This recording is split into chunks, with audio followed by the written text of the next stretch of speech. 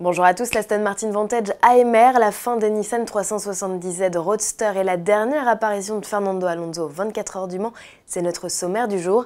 Avant cela, on parle utilitaire électrique.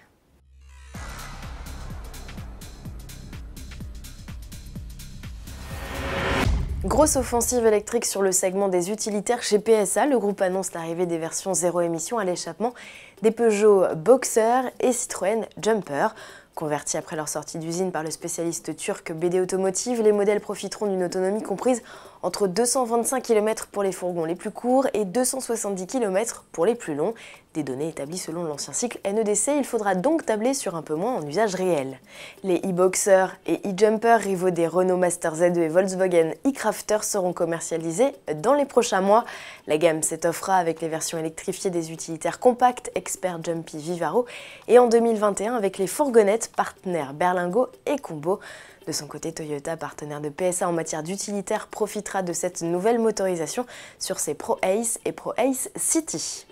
Du plaisir à l'état pur, voilà ce que propose Aston Martin avec la déclinaison AMR de sa Vantage. Contrairement au DB11 et rapide frappé des mêmes initiales, pas de chevaux supplémentaires pour la petite sportive. Le V8 4 litres biturbo d'origine AMG développe toujours 510 chevaux. En revanche, il peut désormais être couplé à une boîte mécanique à 7 rapports. Sa particularité, la première est en bas, comme sur la V12 Vantage S. Un système de talon pointe automatique baptisé AM Shift vient faciliter les changements de rapport aux futurs propriétaires. En devenant AMR, la Vantage a perdu 95 kg et a gagné des freins carbone céramique de série et un châssis plus affûté. Côté performance, elle est un peu moins rapide avec un 0 à 100 km/h exécuté en 4 secondes, soit 3 dixièmes de plus que la boîte auto. La VMAX reste fixée à 315 km/h. Sur les 200 exemplaires prévus, 141 seront proposés au tarif de 185 000 €. Les 59 autres, déclinés dans une livrée hommage à la victoire d'Aston Martin au Mans en 1959, s'afficheront à près de 210 000 €. Une fois toutes les AMR vendues, la boîte manuelle deviendra une option au catalogue de la Vantage. Clap de fin pour la 370Z Roadster, la découvrable biplace de Nissan lancée en 2009 va être arrêtée aux États-Unis. Le constructeur préfère se concentrer sur le coupé dont une nouvelle version pourrait être présentée d'ici au mois d'octobre au salon de Tokyo. Il serait temps, le modèle est plus que vieillissant.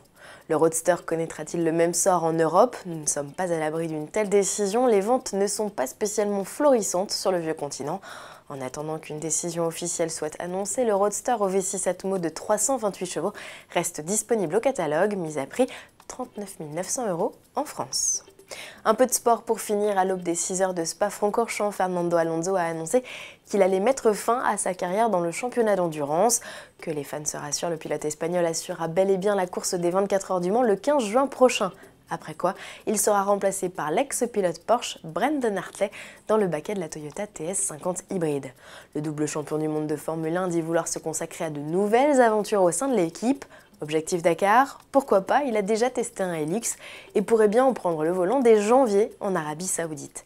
Déjà victorieux au Mans et à Monaco, il ne reste plus qu'à Fernando Alonso de conquérir les 500 miles d'Indianapolis le 26 mai prochain pour obtenir la triple couronne, un sacre suprême en sport automobile que ne détient à ce jour que le Britannique Graham Hill.